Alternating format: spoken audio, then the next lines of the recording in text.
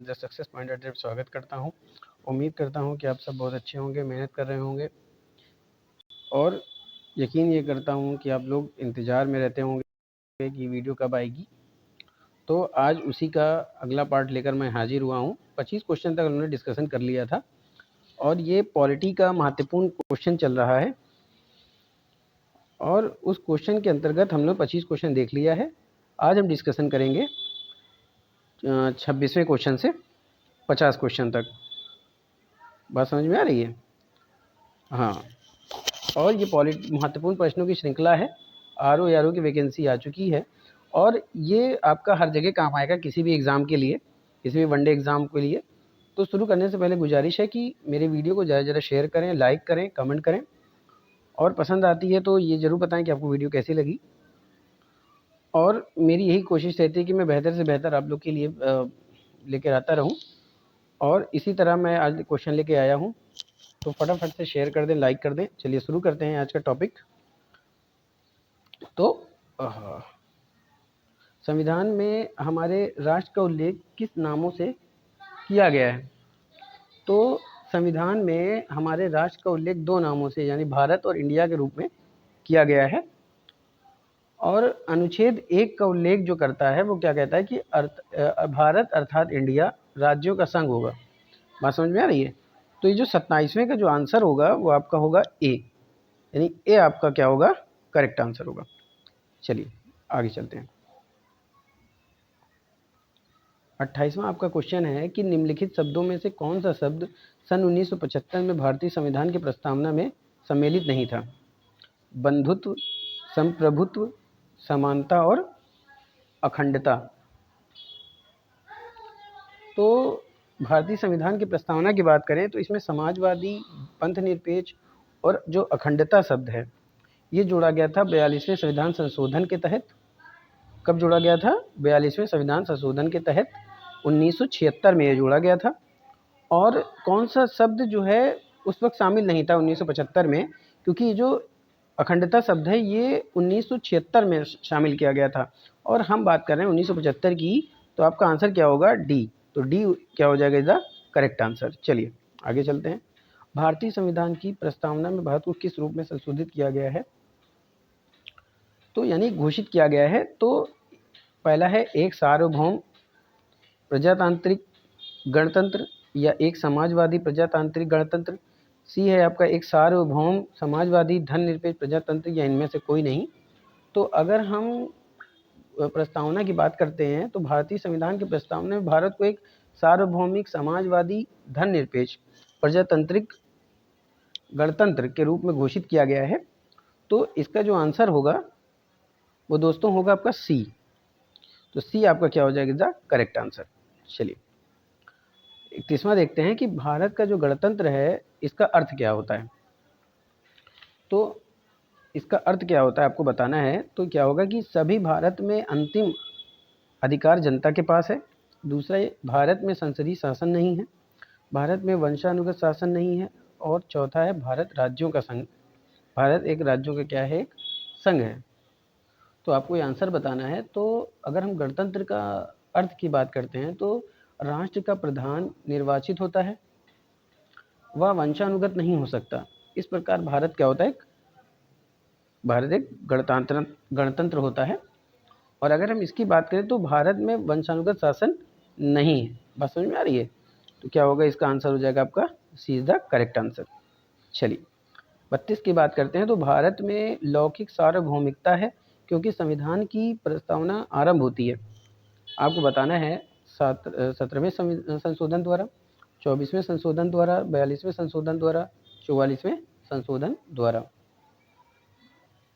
बात समझ में आ रही है? चलिए फटाफट से आंसर दीजिए कि जो भारत में लौकिक सार्वभौमिकता है वो संविधान की प्रस्तावना आरंभ होती है कौन से संशोधन से?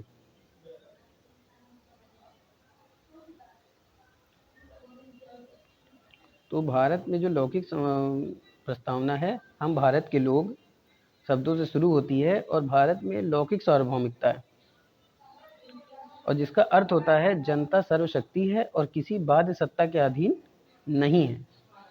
तो ये जो शुरुआत होती है ये आपके कौन से संविधान संशोधन के तहत आप कह सकते हैं कि संविधान की प्रस्तावना आरंभ होती है, आपको यही बताना है। चलिए फटाफट से आंसर दीजिए।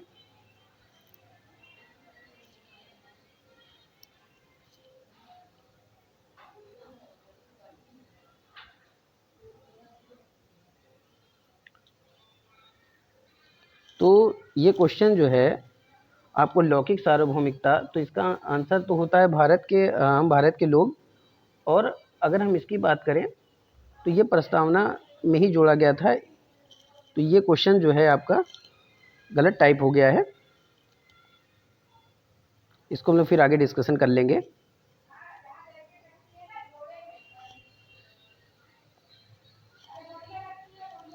ठीक है, इसको हम लोग फिर से डिस्कशन कर लेंगे, क्योंकि यहाँ पे क्वेश्चन होना चाहिए था कि जो आपका भारतीय संविधान की उद्देशिका संशोधन कब किया गया था। तो ये किया गया था आपके 42वें संविधान संशोधन के तहत। और सार्वभौमिकता की बात करें तो देखिए इसके चारों ऑप्शन गलत हैं, और यहाँ पे होगा हम भारत के लोग।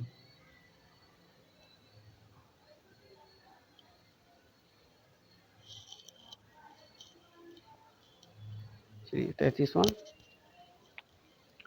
समाजवादी शब्द उद्देशिका में कब जोड़ा गया था। तो 42वें संविधान संशोधन, 44वें संविधान संशोधन, 42वें संविधान संशोधन, 52वें संविधान संशोधन, या फिर इनमें से कोई नहीं। तो इसका आंसर होगा आपका 42वें संविधान संशोधन, 44वें संविधान संशोधन। तो इसलिए आपका आंसर क्या हो जाएगा, ए। चलिए 34वां देखते हैं। तो समाजवादी तथा धर्मनिरपेक्ष शब्द संविधान की प्रस्तावना में कब सम्मिलित किया गया था। तो 41वें संविधान संशोधन, 42वें संविधान संशोधन, 43वें संविधान संशोधन, या फिर 44वें संविधान संशोधन के द्वारा। समाजवादी धर्मनिरपेक्ष शब्द संविधान के प्रस्तावना में कब सम्मिलित किया गया था। तो ये किया गया था आपका 42वें संविधान संशोधन द्वारा। तो ये आपका बी क्या हो जाएगा, करेक्ट आंसर हो जाएगा। 34वां, निम्नलिखित में से कौन सा शब्द भारत के संविधान की उद्देशिका में नहीं है। तो समाजवादी, पंथनिरपेक्ष, प्रभुता संपन्न और लोक कल्याण। तो ये आपका चारों ऑप्शन है। तो चार ऑप्शन में आपको बताना है कौन सा आंसर इसमें सही होगा। तो इसमें होगा आपका लोक कल्याण। तो लोक कल्याण की बात करते हैं तो आपका कौन सा आंसर हो जाएगा। तो ये आपका हो जाएगा D is the correct answer. चलिए आगे चलते हैं। संविधान की प्रस्तावना के बारे में कौन सा कथन गलत है, आपको ये बताना है कि कौन सा कथन गलत है। आइए देखते हैं। समाजवादी धर्मनिरपेक्ष शब्द 1950 में लागू संविधान के अंग नहीं थे, या फिर उक्त शब्द 1977 में संशोधन द्वारा जोड़े गए। शब्द 1985 में संशोधन द्वारा जोड़े गए। चौथा है उक्त शब्द संविधान की प्रस्तावना के अंग नहीं है। तो अगर हम गलत कथन की बात करते हैं तो आपका आंसर होगा आपका ए। कमेंट में करके जरूर बताइएगा किसका कितना सही आंसर आता है। तो समाजवादी धर्मनिरपेक्ष शब्द 1950 में लागू संविधान के अंग नहीं थे। चलिए आगे चलते हैं। भारतीय संविधान का कौन सा भाग संविधान की आत्मा कहा जाता है। आपको ये बताना है किस भाग को संविधान की आत्मा कहा जाता है। मूल अधिकार को, राज्य की नीति तत्व को, उद्देशिका को, या फिर संविधान उपचारों के अधिकार को। तो इसका जो आंसर होगा वो आपका उद्देशिका भी हो सकता है और संवैधानिक उपचारों का अधिकार भी हो सकता है, क्योंकि भारतीय संविधान की उद्देशिका को संविधान की आत्मा कहा जाता है। के मुंशी ने इस राजनीतिक जनतंत्र कहा था, और सुभाष कश्यप ने कहा कि संविधान शरीर है, जो प्रस्तावना उसकी आत्मा है। लोक सेवा आयोग उत्तर प्रदेश में भी इस प्रश्न को क्या किया गया है, उद्देशिका ही कहा गया था। तो इसका जो आंसर होगा बच्चों वो आपका सी एंड डी होगा। तो इसमें क्या होगा, C and D is the correct answer होगा। चलिए आगे देते। कल्याणकारी राज्य का उद्देश्य क्या है। तो अधिकतम संख्या का अधिकतम कल्याण सुनिश्चित करना, कमजोर वर्गों के कल्याण का प्रबंध करना, सभी नागरिक को स्वस्थ स्वास्थ्य सुविधाएं प्रदान करना, और या फिर उपरोक्त में से कोई नहीं। तो इसमें जो आंसर होगा वो होगा आपका अधिकतम संख्या का अधिकतम कल्याण सुनिश्चित करना। इसलिए आपका ए क्या हो जाएगा, करेक्ट आंसर हो जाएगा। चलिए आगे चलते हैं। निम्नलिखित में कौन सही नहीं है। तो सामाजिक समानता संविधान में प्रत्ययभूत नहीं है। देश में सामाजिक समानता पहले से विद्यमान थी। सामाजिक समानता संविधान में प्रत्ययभूत है, या उपरोक्त में से कोई नहीं। तो इसका आंसर आपका हो जाएगा सी, यानी सामाजिक समानता संविधान में प्रत्याभूत है। तो ये आपका हो जाएगा सी इज द करेक्ट आंसर। निम्नलिखित में से कौन से राज्य का सबसे महत्वपूर्ण तत्व माना जाता है?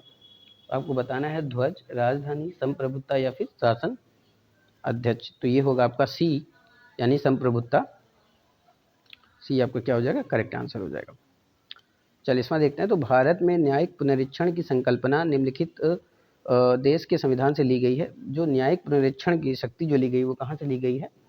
तो आपकी ये ली गई है यूनाइटेड किंगडम से, संयुक्त राष्ट्र अमेरिका, यूएसएसआर या फिर ऑस्ट्रेलिया से। तो ये ली गई है आपके अमेरिका से। तो भी आपका क्या हो जाएगा? करेक्ट आंसर हो जाएगा। चलिए, भारत की संगठनात्मक व्यवस्था निम्नलिखित में किस देश से ली गई है? तो संगठनात्मक व्यवस्था आपको बताना है किस में कहाँ से ली गई है? कनाडा, यूनाइटेड किंगडम, संयुक्त राष्ट्र अमेरिका या फिर आयरलैंड। तो जो भारत का संगठनात्मक व्यवस्था ली गई है वो कनाडा देश से ली गई है। तो इसलिए क्या हो जाएगा आपका? ए इज द करेक्ट आंसर। निम्नलिखित में से कौन सा लक्षण भारतीय परिसंघ और अमेरिका परिसंघ में समान रूप में पाया जाता है? परिसंघ की बात करते हैं तो कौन सा समान में पाया जाता है? तो बताइए। आपका पहला ऑप्शन है एक ही नागरिकता, दूसरा संविधान की 3 सूचियाँ, तीसरा न्यायपालिका की द्वैधता, चौथा संविधान के निर्वाचन के लिए परिसंघ उच्चतम न्यायालय। तो जो आंसर होगा वो आपका होगा संविधान के निर्वाचन के लिए परिसंघ उच्चतम न्यायालय।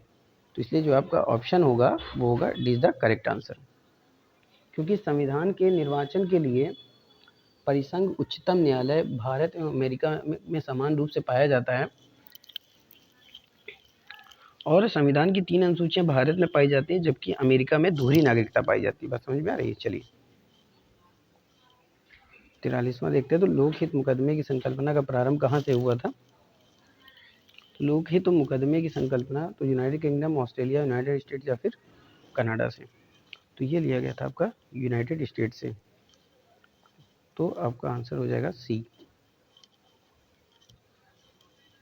चलिए फिर भारतीय संविधान की प्रस्तावना निम्नलिखित में किस स्वतंत्रता का वर्णन नहीं है? भारतीय संविधान की प्रस्तावना में निम्नलिखित में से किसकी स्वतंत्रता का वर्णन नहीं है? विचार की स्वतंत्रता, विचार प्रकट करने की स्वतंत्रता, विश्वास की स्वतंत्रता और आर्थिक स्वतंत्रता। बात समझ में आ रही है? हाँ, तो आपको यही बताना है कि इसमें से आंसर क्या होगा।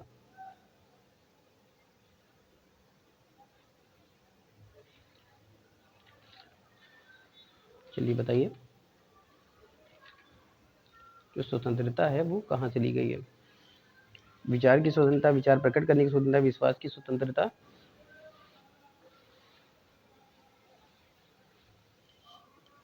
और आर्थिक स्वतंत्रता। तो इसमें जो ऑप्शन होगा वो आपका होगा डी, यानी आर्थिक स्वतंत्रता, यानी D is the correct answer. भारतीय संविधान में मौलिक कर्तव्य का विचार कहाँ से लिया गया है? ये जो विचार लिया गया है ये अमेरिकन संविधान से, ब्रिटिश संविधान से, रूस के संविधान से या फिर फ्रांस के संविधान से। तो ये जो लिया गया है रूस, रूस को ही पूरा नाम क्या था? पूर्व सोवियत संघ। तो इधर सी क्या होगा आपका? करेक्ट आंसर हो जाएगा। भारतीय संविधान में मूल अधिकारों का विचार कहाँ से लिया गया है? तो ब्रिटेन के संविधान से, आयरलैंड के संविधान से, कनाडा के संविधान से या अमेरिका के संविधान से। तो ये जो है आपका हो जाएगा, जो मूल अधिकारों की बात करते हैं तो मूल अधिकार कहाँ से लिया गया है? आपके अमेरिका से। डी इज द क्या हो जाएगा? करेक्ट आंसर हो जाएगा। शून्यकाल संसदीय व्यवस्था को किस देश से लिया गया है? भारत की, अमेरिका की, ब्रिटेन की या फिर स्विट्जरलैंड की। तो ये जो लिया गया है ये आपकी हो जाएगी भारत की व्यवस्था से लिया गया है। तो ए आपका हो जाएगा करेक्ट आंसर। भारतीय संविधान में किस प्रकार की शासन प्रणाली की व्यवस्था की गई है? तो ये जो व्यवस्था की गई है 2 पद्धतियाँ थी। शासन प्रणाली की जो सामान्यतः 2 पद्धतियाँ होती हैं, एक संसदीय, एक अध्यक्षीय। तो भारत में ग्रेट ब्रिटेन का अनुसरण करते हुए संसदीय शासन व्यवस्था को अपनाया गया था। संसदीय शासन व्यवस्था में व्यवस्थापिका के सदस्य कार्यपालिका का क्या करते थे? तो गठन करते थे। इसलिए किस प्रकार की शासन व्यवस्था की गई है यहाँ पे? तो आपकी ये की गई है संसदनात्मक व्यवस्था। तो संसदनात्मक कहाँ पे है? सी पे। संसदनात्मक कहाँ है? सी पे। तो आपका सी क्या हो जाएगा? करेक्ट आंसर हो जाएगा। 6वां, निम्नलिखित में से कौन एक अध्यक्षात्मक शासन प्रणाली का आधारभूत तत्व क्या है? पहला है संविधान की कठोरता, दूसरा एकल कार्यपालिका, तीसरा व्यवस्थापिका की सर्वोच्चता और चौथा है अवशिष्ट अधिकार राज्यों के पास होना चाहिए। तो इसमें से जो आंसर होगा वो आपका क्या हो जाएगा? एकल नागरिकता। एकल नागरिकता कहाँ पे है? आपकी बी पे दिया हुआ है, तो बी क्या हो जाएगा? आपका करेक्ट आंसर हो जाएगा। लास्ट क्वेश्चन देखते हैं आज के सेशन का। निम्नलिखित में से किनसे विनिर्धारित होता है कि भारत का संविधान परिसंघीय है?